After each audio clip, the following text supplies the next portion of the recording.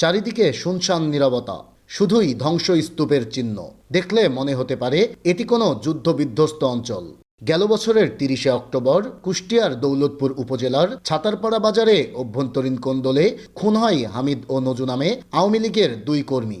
এই হত্যাকাণ্ডকে পুঁজি করে গত ৪ মাস ধরে ছাতারপাড়া গ্রামের নিরীহ মানুষের ওপরে তাণ্ডব লীলা চালাচ্ছে আওয়ামী লীগের সন্ত্রাসীরা।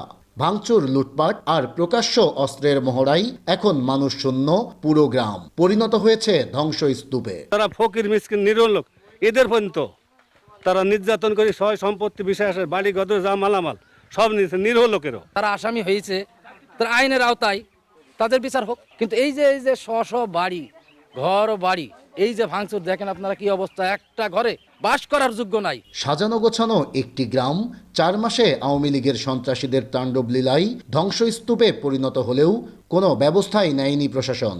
ফলে এমন ঘটনার জন্য প্রশাসনের নির্লিপ্ততাকেই দুষছেন গ্রামবাসীরা। রাইতে পুরুষরা, দিনও মানে মহিলারা নাটি ফালা নিয়ে এসে তাড়িয়ে বেড়ায়।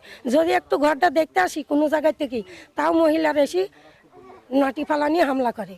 ঘরটা খাড়া ছাড়া আমার কিচ্ছু নেই, আমার যা ছিল ঘর মুচ্ছে নিয়ে গেছে। তবে পুলিশ বলছে, যদি নিরীহ মানুষের উপরে কোনো অত্যাচার হয় তাহলে অভিযোগের ভিত্তিতে তদন্ত সাপেক্ষে ব্যবস্থা নেবেন তারা।